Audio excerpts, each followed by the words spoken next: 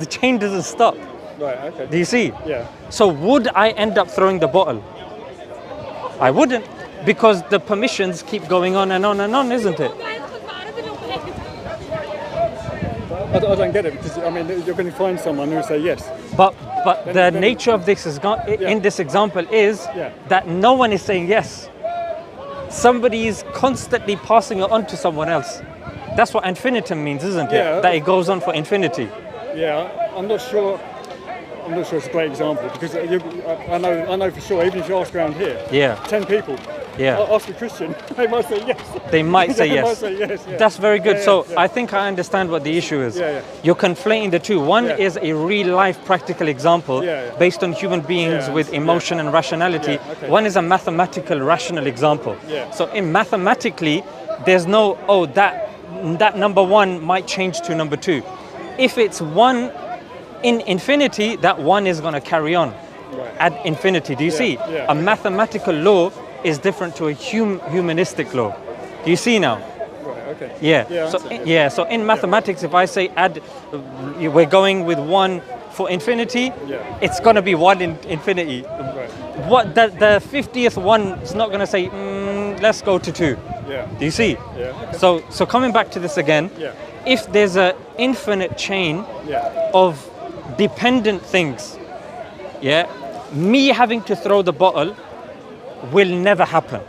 So similarly, as a human being, if there's an infinite chain, then we would not exist. There has to be an end to that chain eventually for a human being to exist. Otherwise, just like a person that wants to throw the bottle, he will never get to throw the bottle because the infinity chain is carrying on and the bottle never gets thrown. Have you understood me so far? Yeah. So this is a very popular, reasonable example. That's the example Aristotle, he called it the prime mover, the first cause. So even in philosophy, in theology, people say, look, we don't have an issue with there being a first cause. So are we on the same page with that? For us to even be here, there has to be an end to that chain, otherwise we would never exist. Okay, I can go along with that. Okay, brilliant. So there is an end to that chain. Now, Rick, we have to ask ourselves that we call it philosophically and theologically, we call it the necessary being.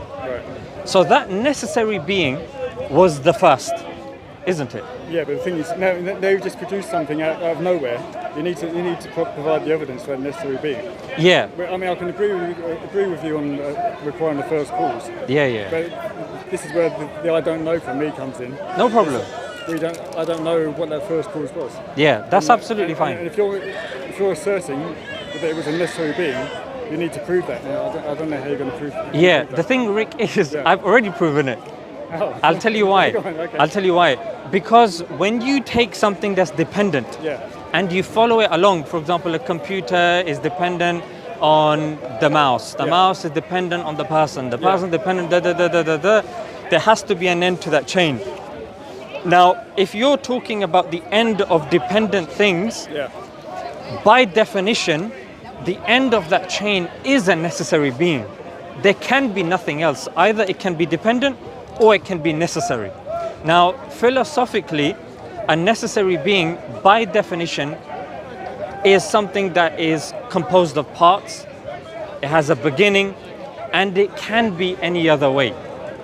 A necessary being, by definition, means something that doesn't have a beginning, it's not composed of parts, and it can't be any other way. Are we on the same page so far? Yeah. Okay. Let me know if there's any issue with these definitions. Yeah, I'm following. Okay, no problem. If you think it's too heavy, let me know. I'll switch on to something else. Yeah, it's getting a bit heavy for me, I must admit. Okay, brilliant.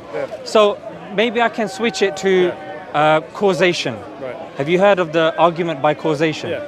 Okay. So what's your issue with the argument from causation? I don't really have an issue with that. I believe the universe had a cause. Okay, excellent. That's as far as I can go. Excellent. So that's, I think, where these both arguments coalesce. Whether you want to call it a first cause, a prime mover, a necessary being, that's what we're getting to. So we have someone at the beginning. Okay, so at the beginning presupposes there was nothing before it, correct? I mean, yes. Yeah. I mean, yeah. In those terms, yes. Yeah, in those terms. Right, yeah. So, and it itself can't die or can't cease to exist. Otherwise, that being itself would be dependent or would be an effect. I don't see if there was a being like that. I don't understand why it couldn't die. Okay, interesting. So there's a reason why I said a chain of dependent things. Because when you go to a chain, that chain has to end. It has to have a beginning. And then when it goes, it's like let's just take lineage. You are the son of your father, who's the son of his father, blah blah blah blah. Eventually, it has to get to that first being, and that first being was the beginning. So I guess that's not a great example because that's a human being. When it comes to something that's independent, if that independent being can cease to exist, it's not the beginning of the chain. That would mean that there was something before it because that itself can cease to exist. No, I don't see that. I don't see how just because something starts everything at the beginning. I don't understand how it can't cease to exist. Okay, that's a good point. Let me just remind you of the two definitions I gave you. Something that is dependent and something that is contingent. Something that's dependent and something that's necessary. So something that's contingent is it's made of parts. It can be any other way, and it can cease to exist. So that's the philosophical definition of something that's dependent. Something that's necessary is it can't be any other way. It's not composed of parts, and it cannot cease to exist. For it to be the necessary being. Otherwise, we just fall into it's a circular argument. You say, oh, it can cease to exist, then that makes it a dependent thing. Do you see? I mean, that just gets me back to how did you get to the fact that there was this necessary being to start? Why necessary? So I'll tell you why. Okay, so I missed a few steps. So initially, what I normally ask is, I state there's three types of existence. And correct me if I'm wrong or if you disagree with that. So the three types of existence, number one, an impossible existence. An impossible existence is like a squared circle. It's not rational, it's not feasible. And the second type of existence is something that is dependent. And the third type of existence is something that's necessary. So these are the three types of existences. Rick, I just have to say a word for this because I don't know about this. No problem. That's why, Rick, think logically. Out of these three, are there any other forms of existences that you think I've missed out?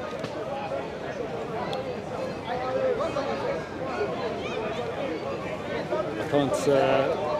Unfortunately, because I've never heard this argument before. I can't get my head. Rick, don't worry about. Look, I'm going to be real with you. Arguments. We can give a dime and a dozen arguments. It's not about arguments. It's about, Rick, the thing is, if something resonates with you, just go with it. Like, we're not going to pin you down and say, you've left as a Muslim now, Rick. You know what I'm saying? So you have your own kind of way of thinking, you have free will. What I'm saying is, just be honest to yourself and just any question that I have, just think rationally and leave with any opinion you want. There's no force upon you. I understand. So I think what I'm trying to say is the fundamental thing that we all accept is that we exist, that there is existence. And you probably heard Descartes saying, I think, therefore I am. And that's the bare bones of the matter. So that's step one. Step number two is then, okay, we exist, there is existence. What type of existences are there? Okay, so something that is impossible, like a squared circle, something that itself depends on something, or something that doesn't depend on anything. And then, rationally and logically, philosophers have sat and they've said that makes absolute sense, and you're welcome to disagree. And you're welcome to say, no, there's another type of existence that you've missed out. Yeah, okay. That's where we've reached so far. Yeah, okay. I've never looked into this before, so when you're talking about impossible existence, Yeah. I don't see that as a thing. I mean, Do you see? Yes, I would agree with you, Rick. When I had this, I said three types of existences. Now that third one, knock it out. Yeah, okay. Let's stick with the two. Okay. Something that's dependent. I'm happy. I'm happy to stick with the one, just knowing that we exist. But you're missing the point though. Yeah, okay. The three types of existences are: number one, impossible existence; number two, dependent, which is us; and something that is necessary. That's independent. Like, I'll give you an example. Something that we regard as necessary to us in our daily understanding would be mathematics. No, we can exist without mathematics. We still exist. No, but does mathematics rely on something else?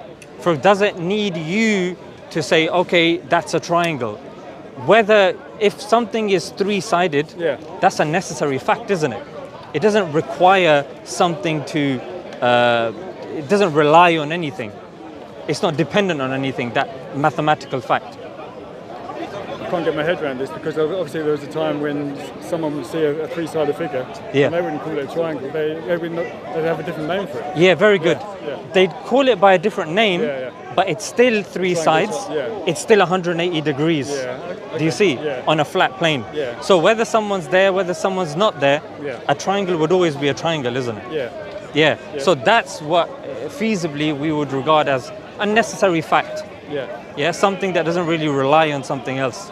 So a necessary being is a existence that doesn't rely on anything else.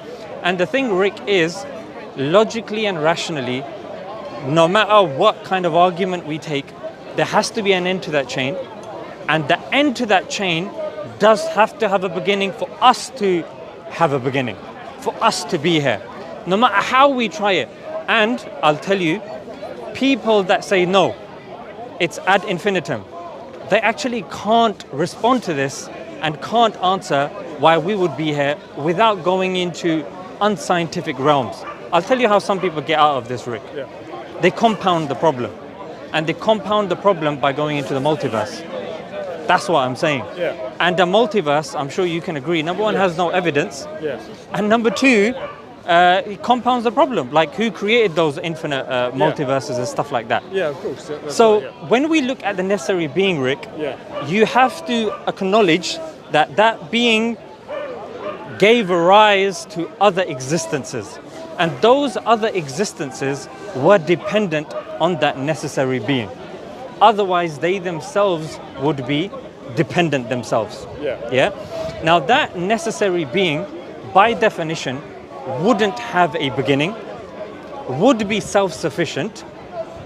Otherwise, like, how was it the beginning? You with me so far, yeah?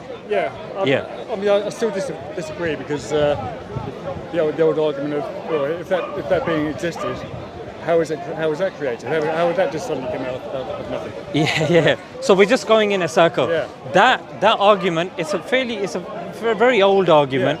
Used by Dawkins back in the days, but even they don't use the argument now, because rationally, philosophically, at the end of the chain of dependent things, rationally and logically, there has to be a necessary being. You just can't. If a person says no, how did that being come into existence? Say, okay, let's put that on ice for now. Okay, what came before that? Or something else. What came before that? Something else. Okay, we're back to infinity again. So rationally, there has to be an end to that chain. Just like for me to ask permission from somebody, the only way I get to throw that bottle is when somebody says, yes, do it. If everybody keeps saying, no, ask that person, ask that person, ask that person, it's never going to get done. Do you see? So what I'm trying to say is, on the one hand, you've got a standalone argument. Oh, who created that being? Okay, that's a non-philosophical statement. If I answer it philosophically, a necessary being is a philosophical answer. And Rick, what you're now doing is, what some people tend to do is when they think about the universe, they say, like, let me ask you, what would it take you to believe in a God? evidence, sufficient evidence. Yeah. Brilliant. Yeah. So you're saying evidence. Yeah. Give me an example of evidences that would satisfy you. It needs to be a lot of evidence because... an example of something that happens today and you go, Zishan, it's Rick. Hey Rick, how's it going? I believe in God, mate. It would literally need Allah to just suddenly appear above me in whatever form he wants, start screaming things at me, telling me here I am, and everyone else around to also see that as well. I see. We can discuss it after and see all the YouTube videos and all the people who have recorded it. It needs to be a lot of evidence. Okay, so the first thing that you've said is you would need visual evidence, yeah? Yeah, okay. Yeah. Visual evidence of what is that thing that you're looking at? Describe it to me. What is it? So you're saying I'd have to look up and I'd have to see something. Okay. Describe what it looks like. It wouldn't. I don't even need to describe it. It could be anything, but just something that convinces me. I mean. Okay. So let's pin that down. Because sure. what you're doing now at the moment is subjective. Right. Like, this is how it seems to me. Yeah. Let's make it something that can be applicable to everybody. Yeah. Yeah. So you're looking up. Yeah. You see something that's in the sky. And what language is it speaking? It needs to be a language that everybody understands. Everybody, and something that's accessible to everybody.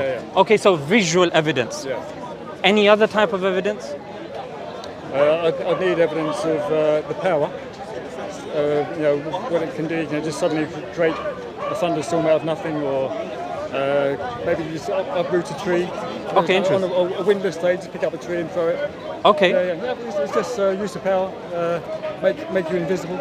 Okay, interesting. So a demonstration of power. Any other evidences?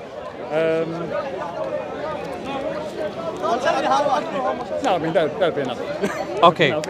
I appreciate your honesty. Okay. I think I appreciate your honesty and I appreciate your candidness. So you said something that I can see, it's speaking in a way that everybody can understand, and displaying of power of sorts. What if I was to say, Rick, that criteria can be fulfilled by certain creatures that are undiscovered at the moment?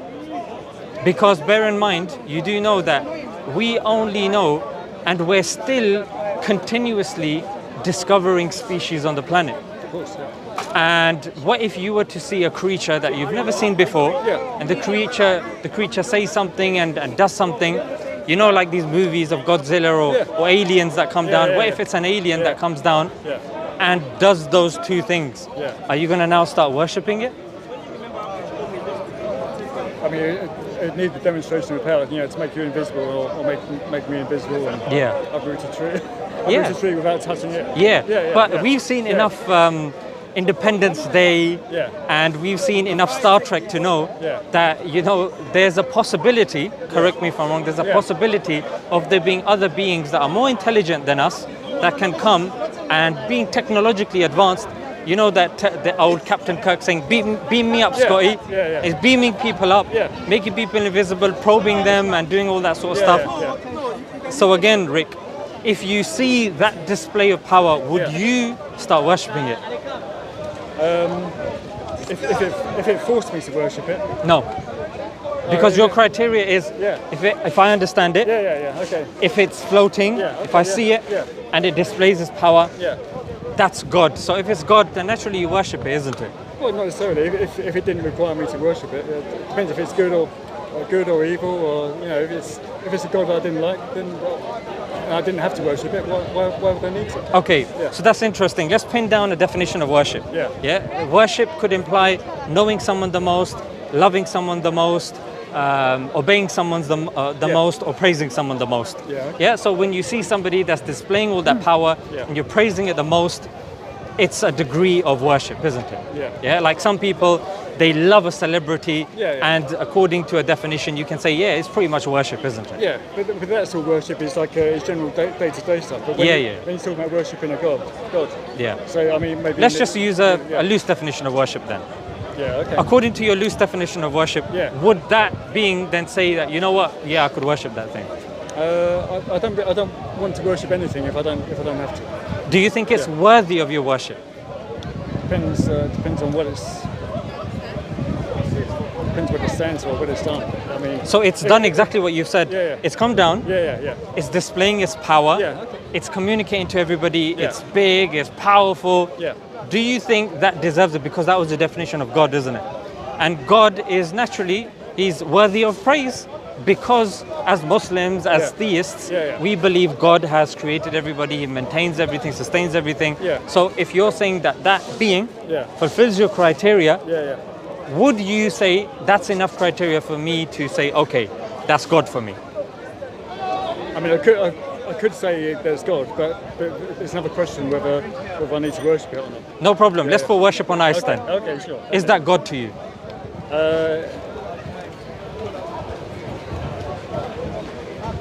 Bear in mind, that was your criteria. I know. Yeah. See, unfortunately, you put me on the spot with the question. And Rick, I'm not here to trip you over, mate. I know. Yeah, if I needed to think about that question more, I'd probably need more criteria. Okay. You can do. I just suddenly can't pull out those out of nothing. You're more than welcome, Rick. Because bear in mind, Rick. Look, we're on the same team. Yeah.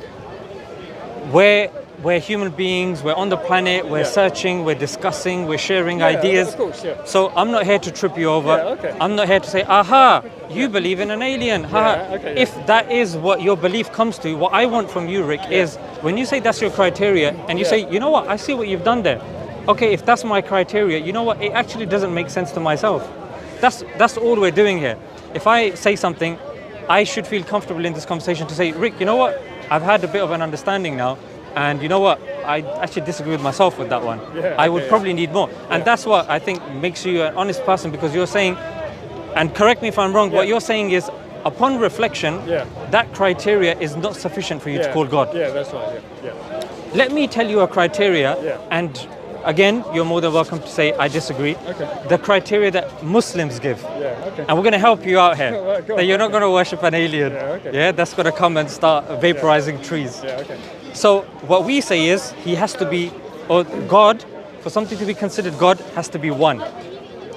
And there's 4 criteria. After the 4, then jump in. Has to be one. Has to be independent. Does not beget, nor is he begotten. That means he does not give birth, nor was he given birth to, and there's no one like it. So that's our 4 criteria. The one, independent, doesn't give birth, wasn't given birth to, and there's none like him. This criteria saves Muslims from worshipping trees, from worshipping people, from worshipping systems, ideologies, isms and schisms, Rick. And that's why, as a Muslim, we today are the most relevant religion on the planet. And the statistic I will use to prove that is it's the fastest growing religion. Other religions are fast, including Christianity, are becoming irrelevant. Reason being, if you look, Christianity has been changed so much. One example, the Church of Nicaea, or the issue of Nicaea, it's becoming fast, like it's detached from its roots. So what do you think, Rick, about the 4 criteria I shared with you? I still need the evidence that you can. No. What I'm saying is, do you think that's good criteria? Is this better than yours? I don't think it actually demonstrates. It's not meant to demonstrate anything. Bear in mind, Rick, you have a criteria for God.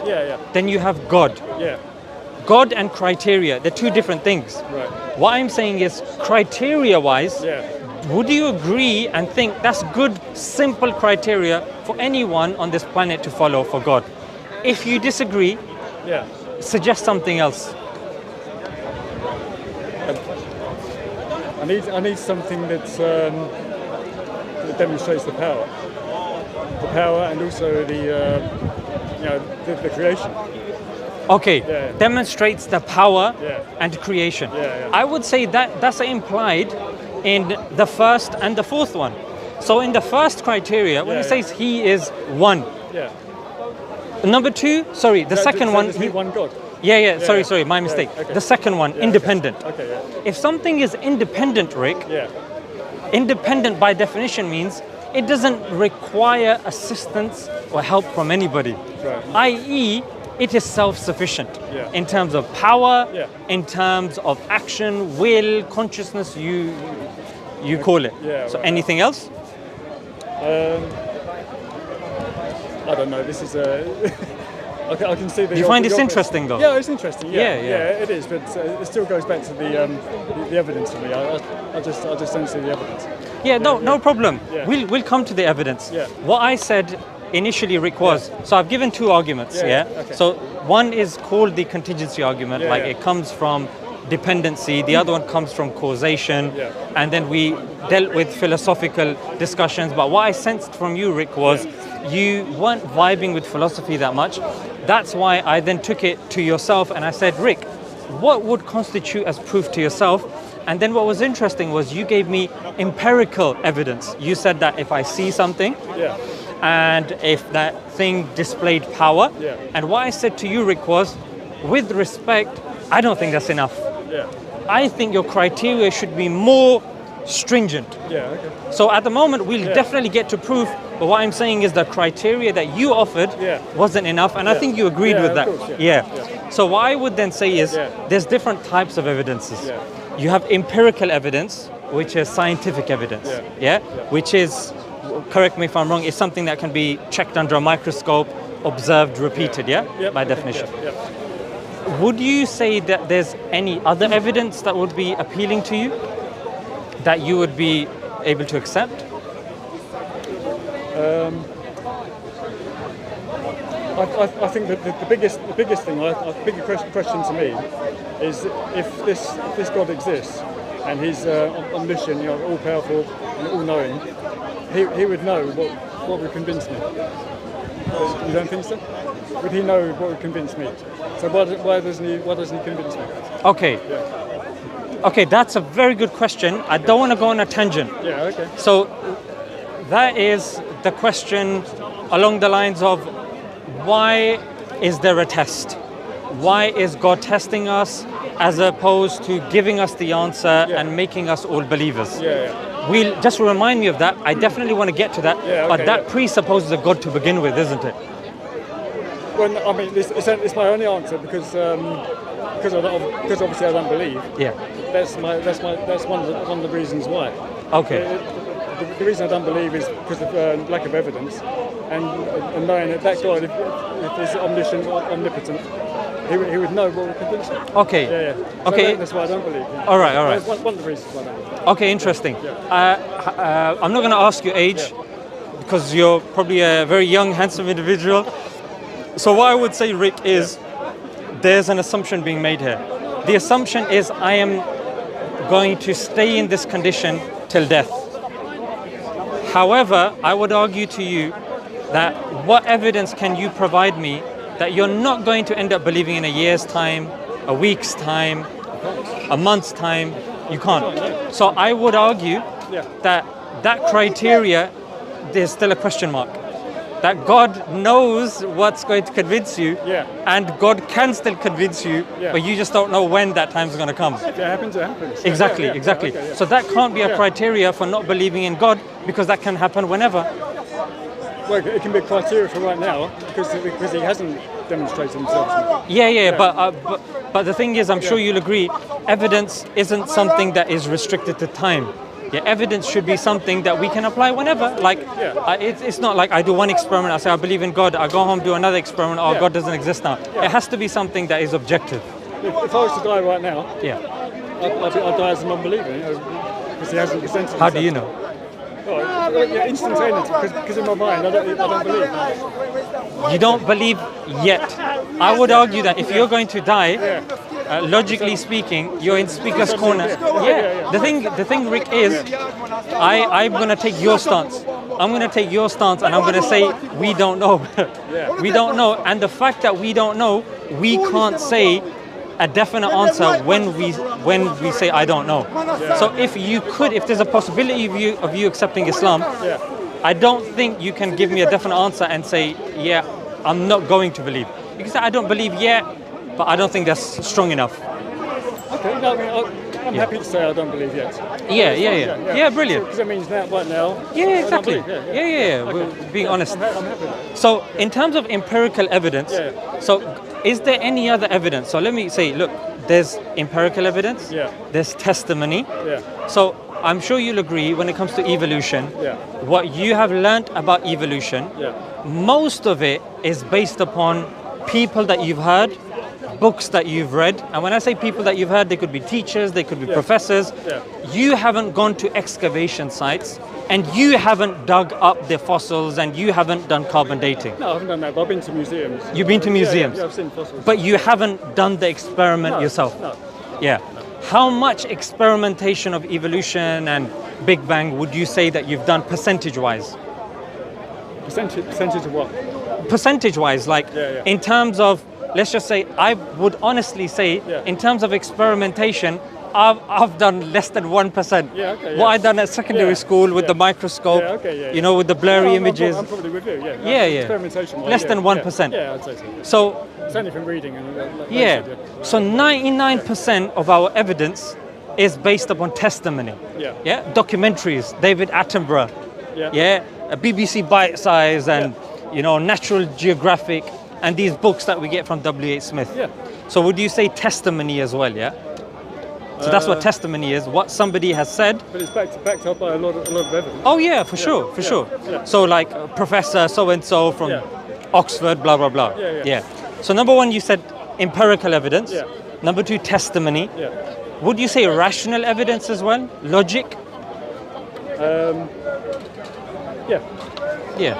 Would you say philosophical evidence?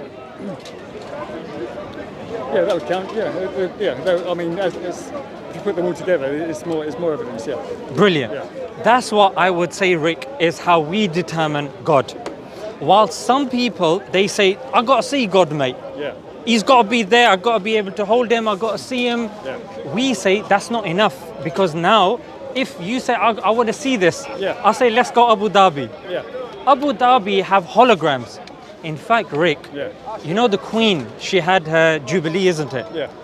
One of the days that she was traveling, I don't know if you remember, the Queen wasn't actually sitting in the carriage, it was actually a hologram. Oh, okay, no, I didn't know that. But I mean, I could believe it. A lot of people were waving. She wasn't even in there. It was a hologram. I could believe it. You see? So there's such detailed holograms, anybody could do anything and deceive you. So as Muslims, we believe that there'll be somebody called the Antichrist. And the Antichrist will use empirical evidence to convince people that I'm God, mate. But as Muslims, Rick, we say empirical evidence is not enough. And you'd say, what's the evidence? I go back to the chapter of the Quran. He has to be one, independent, does not give birth and is not given birth to, and there's none like it. So anytime someone brings something, as Muslims, we critique that thing using this criteria. So I would say, Rick, broaden your criteria and say it's not something that I see, it has to be something that makes sense to me as well. Of course. So out of this criteria, let's branch out now. What other criteria would you say that you would add on to the 4 Islamic criteria that I've given? I don't know. Right now, I don't know. And the thing is, the Quran has been around for 1400 years, Rick. And I'm sure you... But it's not a long time in the history of time. Well, it depends. Time is subjective. For me, my ride in the tube here was a very long time because I was sweating. So 1400 years, historically, it is a long time. And that's why we have manuscripts and, you know, people ask for evidences. How do we know Muhammad even existed? But the thing is, as Muslims, we can, you know, we've got evidence in our back pocket. We've got evidence in our back pocket. I understand, Let me reach into my back pocket. Let me see what pops out of my back pocket. Is that a Quran? It's not going to be a Quran. I would never keep it in my back pocket. I'd keep it in this pocket next to my heart. Oh, what do we have here? So this is a coin. You're welcome to look at this. This is a coin that is 140 years after the Prophet. And there's coins, you know, my friend, he has a coin that is dated to the time of the Prophet and the companions. So the point that I'm trying to say, Rick, here is, when it comes to heritage, when it comes to evidence, we have manuscripts of the Quran. And this is a claim out of the historical religions. Islam is the only one that makes this claim. Christians don't say that they have a Bible that can be dated to the time of Jesus. Hindus do not claim that they have the Vedas that can be dated to the time of Brahman or to the time of their prophets. Muslims are the only one, Rick, that say that we have 4 folios with 100% accuracy in words, carbon dated by University of Oxford. And guess where that manuscript actually is? Take a wild guess, which country? Afghanistan. Afghanistan, good guess. Not quite.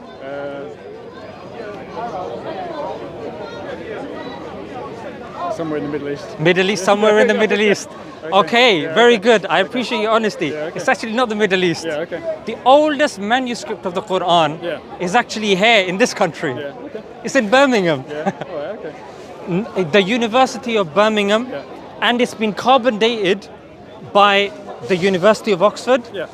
There's 4 folios with 100% accuracy of words dating to the time of the Prophet, peace be upon him. This is why, Rick, as Muslims, we're comfortable standing in the park, inviting people and challenging them, because we can back it up not only with empirical evidence, but with historical evidence as well. Just like in your hand, you are holding this. It's actually very valuable. I'm sure it is. So this is, so this is archaeological evidence. But it's archaeological evidence that was a coin that existed around the time of Muhammad. No, so this coin, the reason why I bought it here, this was 140 years after the Prophet. We do have coins dated to the time of the Prophet as well. So I've got no problem with believing that Muhammad existed. And he wrote the Quran. I know he couldn't write, but he dictated it or whatever. But the biggest question for me is, how do we know, if he's saying he's the prophet of God, how do we know that's true? Okay, that's a good question. That's the biggest question. So how do we know that somebody has come and he claims to be the prophet? What's the criteria? I'm going to bounce off you, Rick, and say, what criteria would you need if somebody came here and said, I'm the prophet, mate, believe in me? What would you say, this is the proof I need from you, mate? I can't even begin to start. I need loads and loads of evidence. You need loads of evidence. Okay, I'm going to suggest some evidence that I would require, and you're more than welcome to jump in. So I would say, if you're a prophet and you have a link with God, I need a miracle, mate.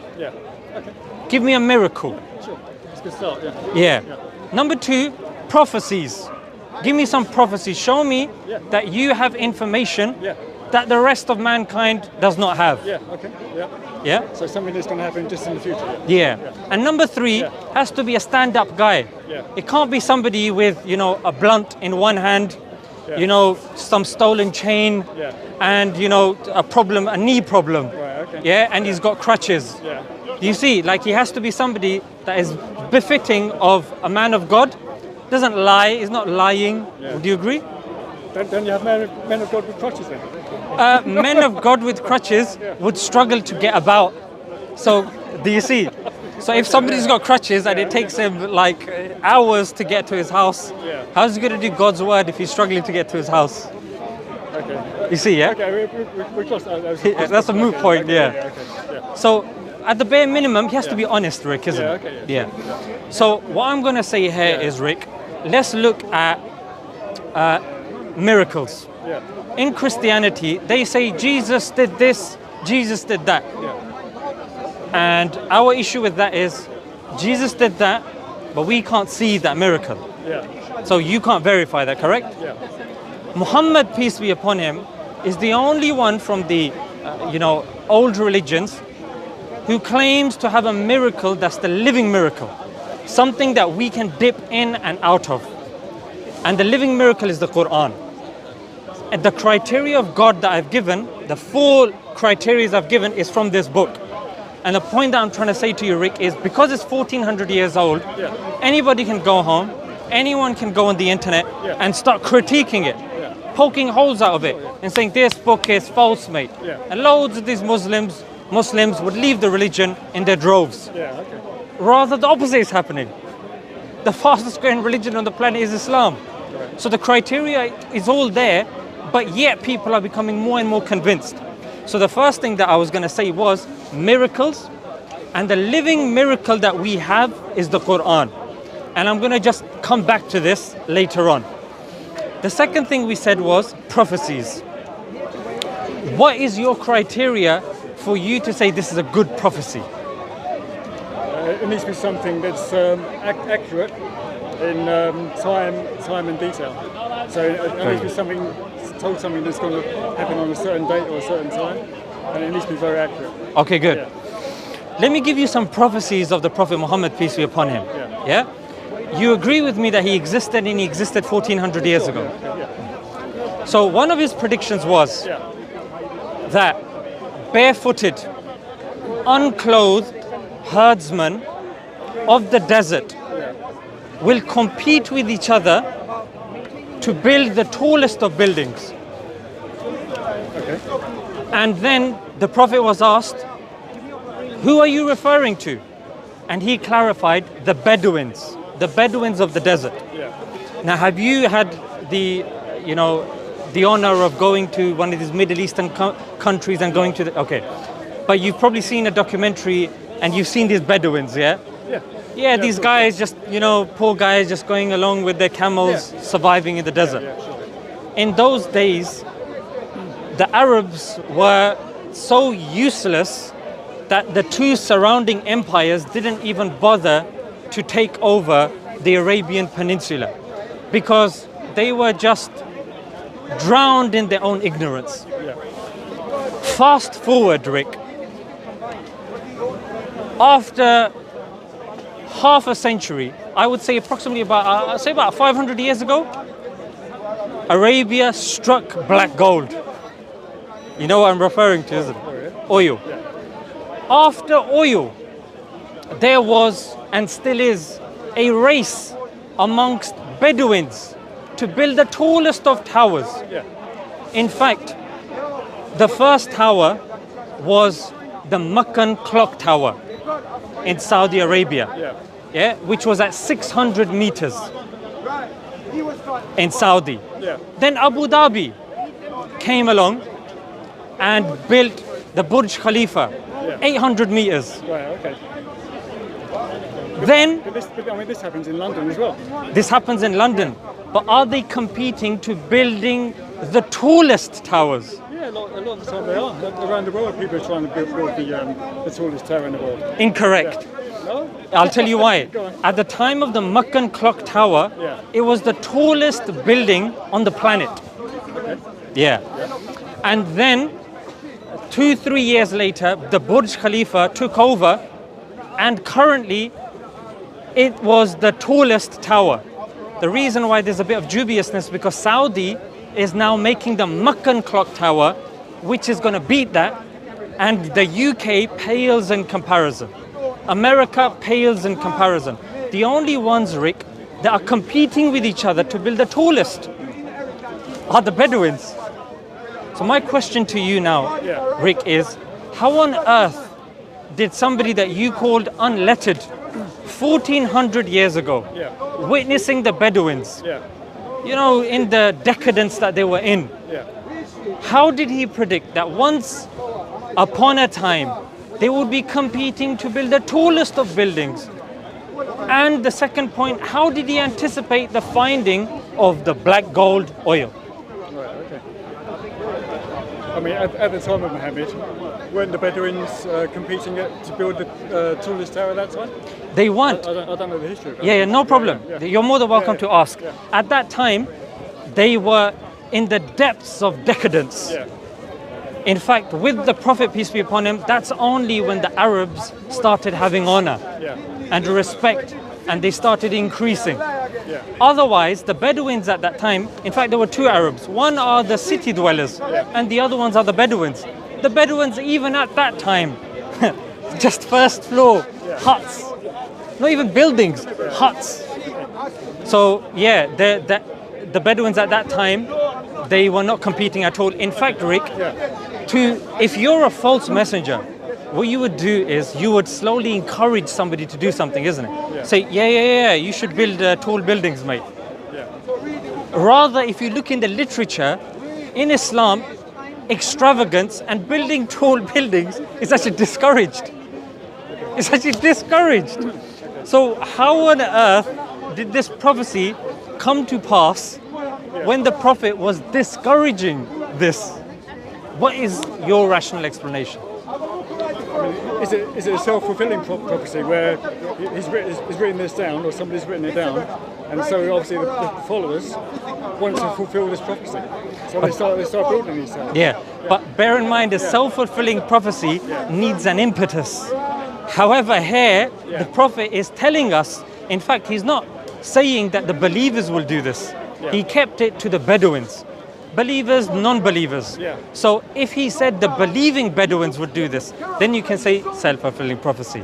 Rather, he said the Bedouins. So they were non-believers, yeah? So he just kept it, Bedouins. Okay. But did he put a time on it?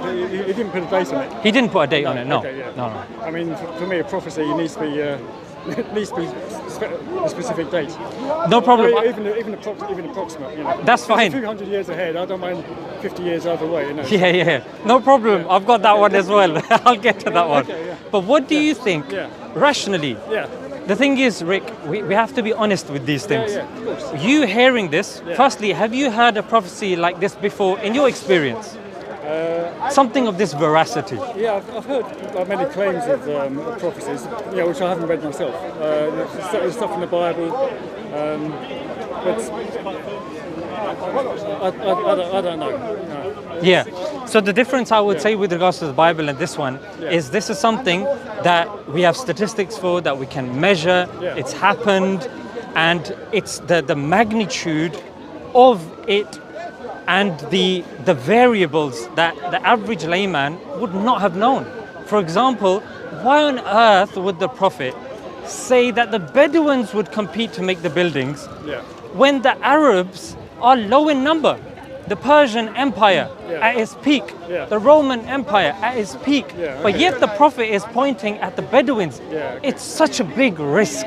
In fact, oil itself, there's no evidence of oil being taken out of the ground, utilized, and even being used as currency. Do you see? So in terms of its uniqueness, that's why this was the first one I presented. It's impressive, no? If that was his own prophecy and it came true like that, it'd be impressive. But say, for example, he made 100 prophecies and that was the only one that came true. That's not very good, is it? Good point. Every single prophecy that the Prophet, peace be upon him, has made has come true. Either it's come true or it has not come true yet. And the reason why I say yet is because he has made prophecies about the day of judgment. Things closest to the time of the day of judgment that will happen, and we'll go through them as well. What date is that? Say that again? What date is that? So he hasn't specified a date with regards to the day of judgment. In fact, he said as well, the reason being, Rick, is because if somebody knows the day of judgment, it affects people in many different ways. Like if I told you, firstly, that you're going to die on such and such date. Firstly, I think you'd be concerned, like, how does he know? He's planning on killing me or something. But if it was like an objective means, you wouldn't live life, Rick. Do you see? So not knowing is actually a mercy. It's a blessing for us. Not knowing when the day of judgment is, it allows us to live, it allows us to get married, to live life and stuff like this. So that's a blessing. So coming back to this prophecy, what else would you say is required for you to say, you know what, this is what's missing? It's just accuracy and the numbers thing as well. Like I said, if it was 100 prophecies and they all came true, that's quite convincing. But a lot of prophecies are open to interpretation. Very good. So you don't know you might have interpreted something. You say, oh, this is mentioned in the Quran, and it's something vague, some vague relationship. Yeah. That's a good point. That's a good point. Yeah. It actually reminds me of a prophecy in the book of Matthew in the Bible that predicted that the day of judgment, it's ironic that you're saying that, that the day of judgment would come, and the people had pinned a rough date on it. Yeah. It didn't happen. Right. To such a degree. Have you heard of someone called C.S. Lewis? Yeah. C.S. Lewis, C.S. Lewis actually said this prophecy is embarrassing. Yeah. You can go home, you can Google this, it's recorded, and you can go home and you can check this out. Okay. You can type in C.S. Lewis. Is this a Bible prophecy? Yeah, it's in the book of Matthew. Yeah. And it was actually embarrassing. Yeah. Now, this is something you can Google. You can type in embarrassing Bible prophecy. Yeah. However, if you do the same for the Quran, Rick, have you heard of anybody saying that this is an embarrassing prophecy that the Prophet Muhammad made? Not really. I mean, I haven't read the Quran myself. But think about it, Rick. I haven't really looked that much into it. No problem. Yeah. You know, sometimes even when you're scrolling over social media, you come across, oh, Jordan Peterson said this, or Boris, the bumbling buffoon, has said this. So even when you're not studying something, people will scream and shout off the rooftops. Okay. This person made this prophecy, mate, and it came wrong. Mohammed this, Mohammed that. But the fact that we haven't heard it must show that there's nothing of substance, otherwise people will be singing and shouting about it. In fact, the fact that I'm in London now talking about this, somebody would have interrupted this saying, what about Muhammad's prophecy about this? You see? I think you probably heard of the Skeptics Annotated Bible. I've heard of it, It's a big resource, I think it's mainly sort of challenging the claims of the Bible, but it also challenges claims in the Quran as well. I don't know any of them, I'm pretty sure that I could look it up, and I could probably find something that questions some of the prophecies. But coming back to this criteria, Rick, is that if either of them or any of them was solid, people would be screaming and shouting on social media, in Speaker's Corner, just like I said C.S. Lewis, you said I know C.S. Lewis. You'll be able to go home, you say, oh, I remember that Muslim saying this, let me check this on Google. You check it out. But when it comes to Muslims, nobody has said this. You can say, maybe I can find this and find that, but if anything was credible, it would have been on everybody's lips. People would be talking about it. Let me give you an example. Nostradamus. 2012. 2012. But with Nostradamus, his prophecies were very vague. They came in anagram form, puns, and they were very difficult to decipher. So look, the Prophet was asked, who are you referring to? Because he said, the unclothed, barefooted, herdsmen. And then somebody said, who are you referring to? The Prophet said, the Bedouins. Bedouins. Very specific. Who? Bedouins. Nostradamus, none of that, mate. Now you ask for something that is specific, time specific. Let me give you something that's time specific. At the time of the Prophet, peace be upon him, and this is again historically can be verified, because anything that I'm saying, Rick, it can be historically verified, even by non-Muslim sources as well, even by non-Muslim sources as well. So there's a book called, it's called the Chronicles of Theophanes. It was a non-Muslim who verified what I'm about to say. So at the time of the Prophet, the Byzantines and the Persians were warring, and the Byzantines were losing like crazy. They'd lost Jerusalem, and the Persians were at the door of the capital Constantinople. A plague had spread. They'd lost. Like, it was so embarrassing, Rick. And it was at that time the Prophet Muhammad, peace be upon him, said, within 9 years the Byzantines will defeat the Persians. Lo and behold, it happened. It happened.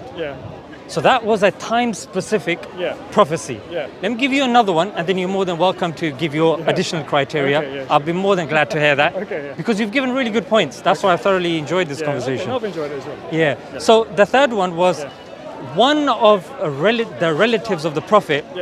He was against the Prophet, like, significantly. Yeah, in Urdu they say hard doke, like he was like with a vengeance. Yeah. His name was Abu Lahab.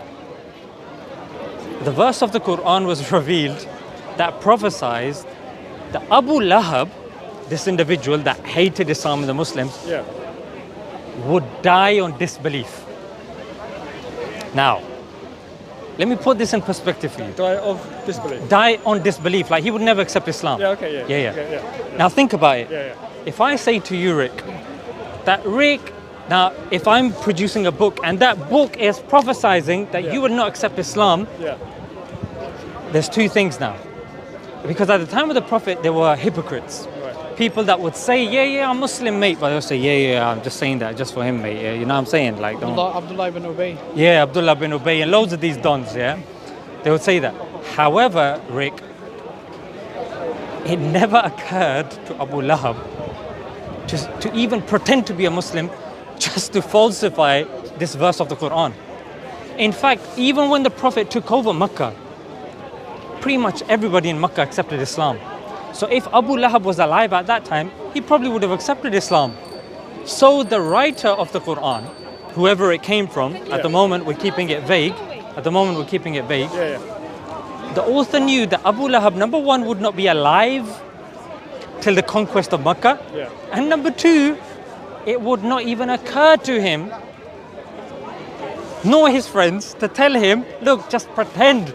Look, no, but I don't want to do it. Look, just pretend, mate. Yeah. Just so we can prove. Because, Rick, all it took was for him to publicly say, yeah, I'm Muslim.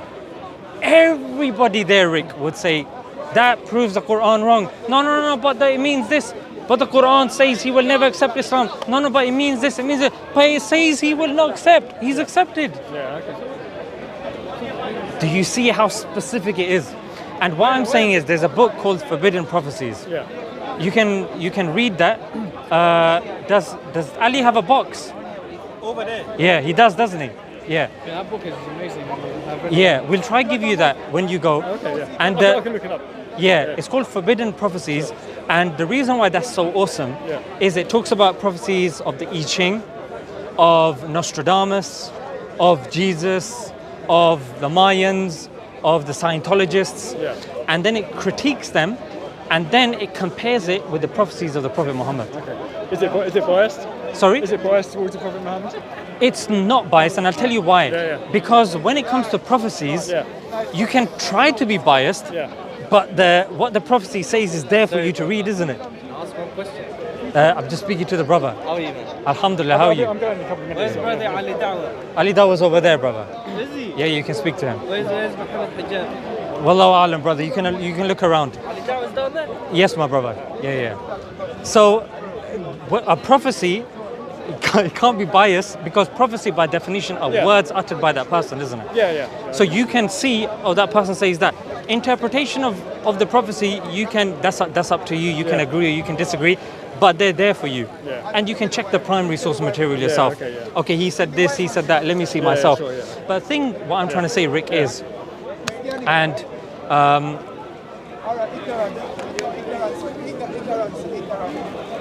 if, as Muslims, we're saying, look, the Prophet has prophecies.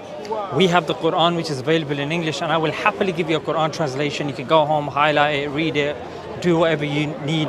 And I'm not going to say, yeah, read it when you're with me. I'm not insecure like that. The reason we're like that, and the reason why, and you check this statistic, Islam is the fastest growing religion.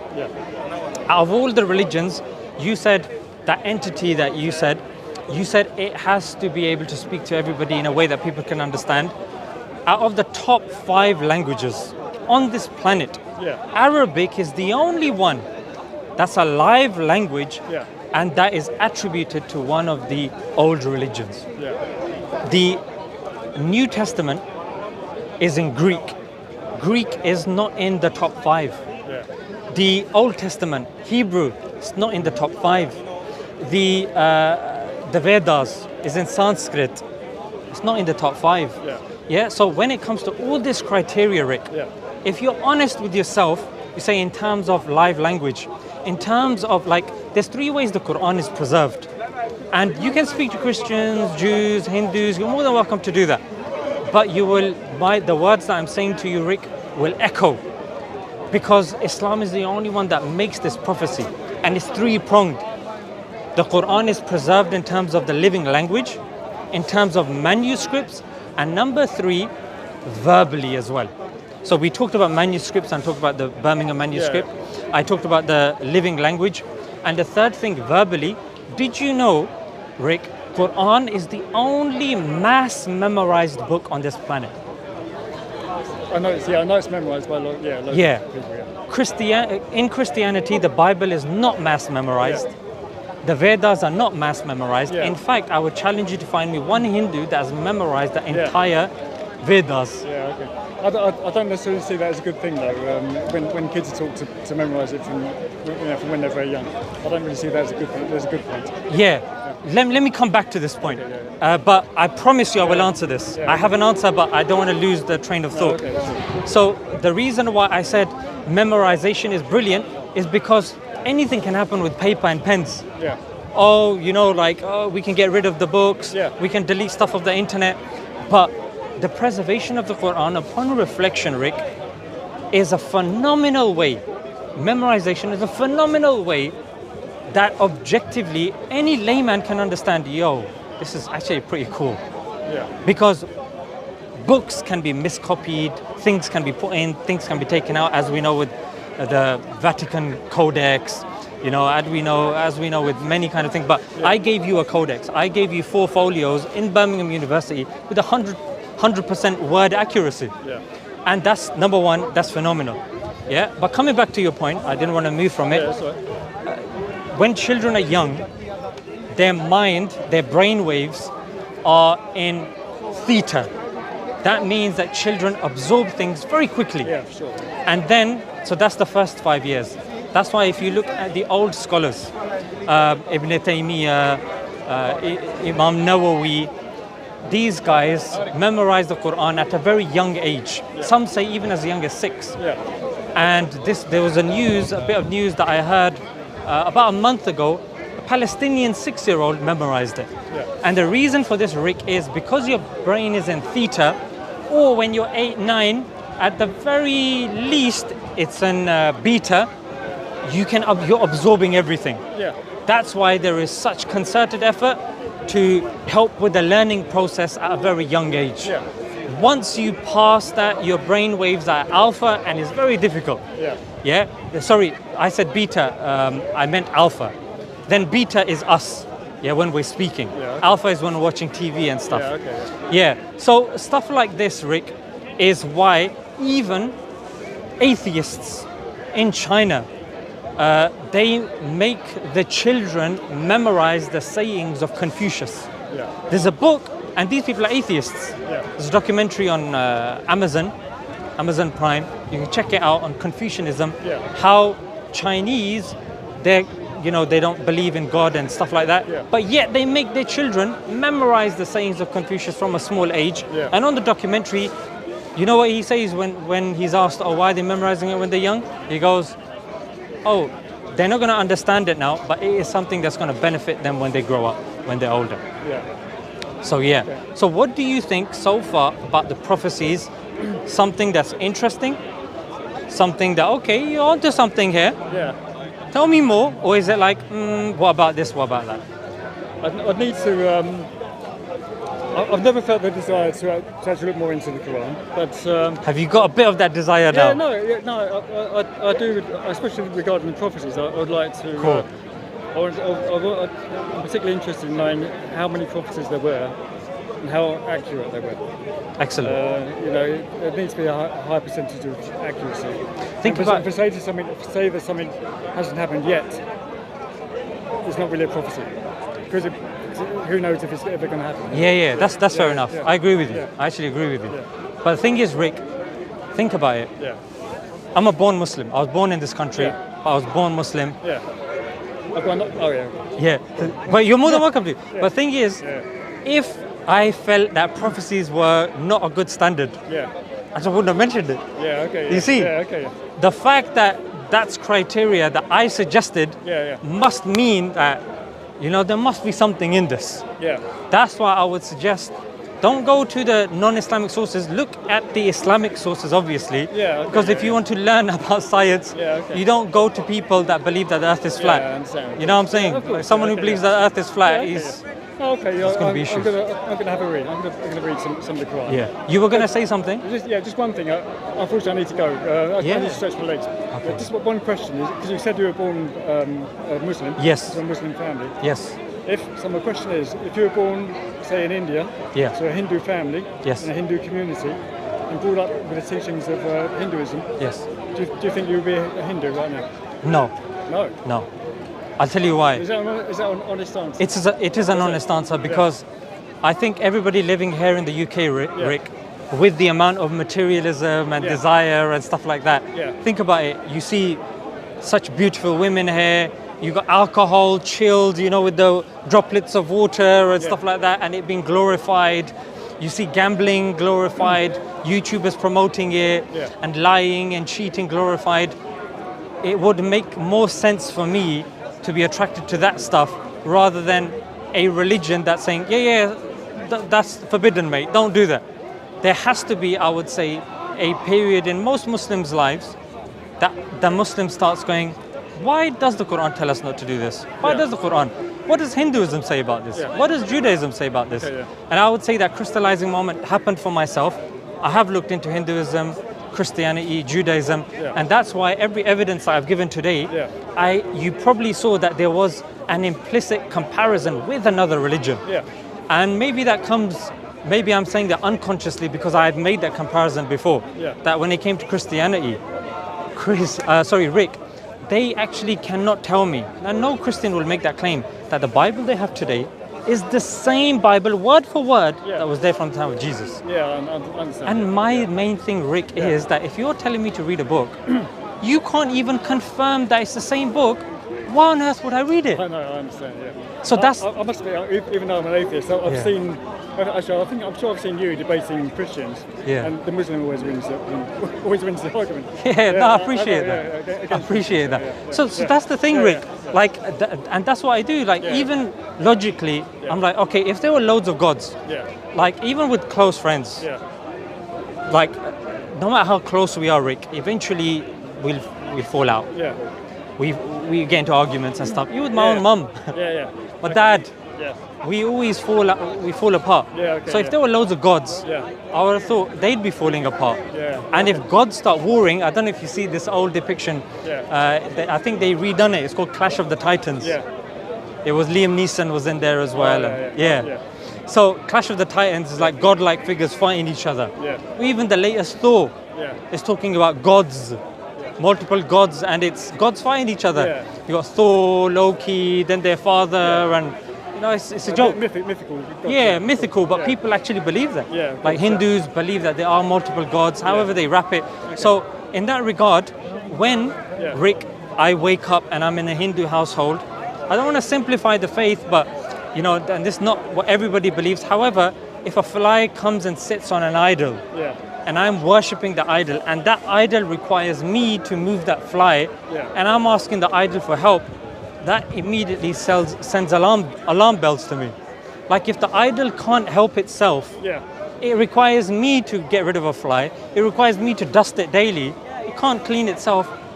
How can I be expected to worship it, and how can I expect it to help me?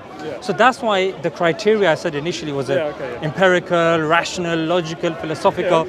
Because I would say, Rick, the only way that I can stand in the sun on a Sunday, in the UK, rather than doing some madness outside, is because I genuinely believe this, and I genuinely feel that if I present this to somebody sincere like yourself, it will definitely cause nuts and bolts to be turning in a person's head and going, you know what? It's actually true. It's actually true that Islam is unique compared to other religions, and I do need to look into this.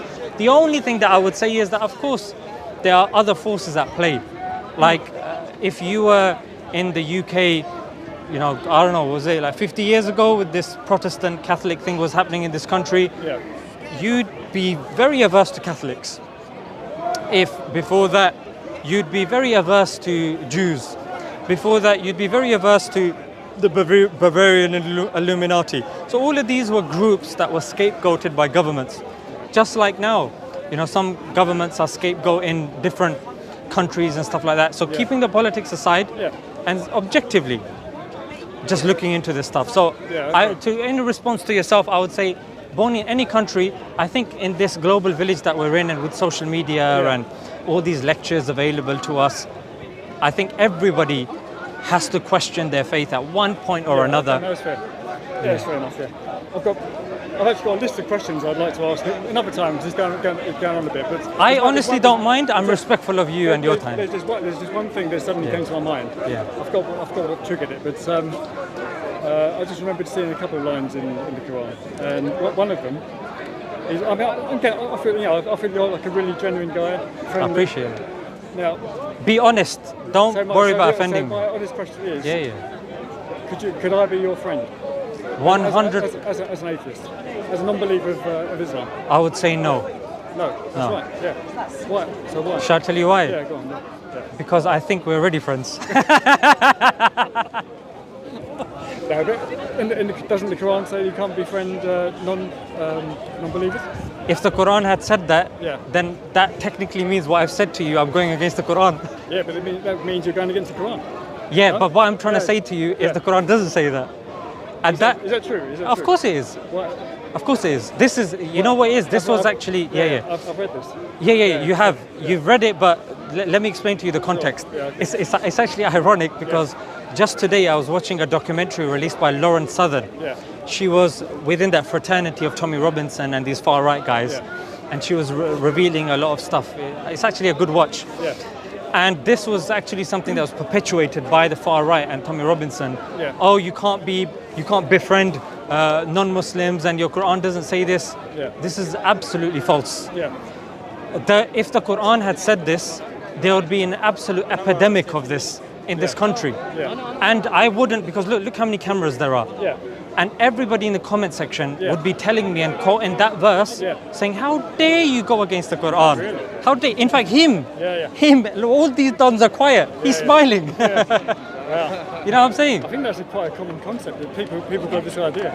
The thing is that it's unfortunate and it's sad that when it comes to this sort of stuff, it sells newspapers, it sells videos, and that's why Lauren Southern was saying, and even what's his name, one of Tommy Robinson's cameramen, he was saying as well that when an incident would happen, they would rush with their cameras to bash the Muslims because they knew it would get views. It would get views.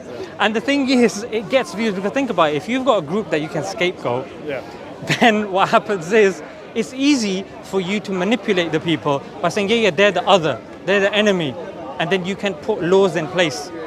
The thing is, I can tell you in front of these cameras, I have had and have non-Muslim friends. This does not go against the Quran. The thing is, anything that you say, you may have said something.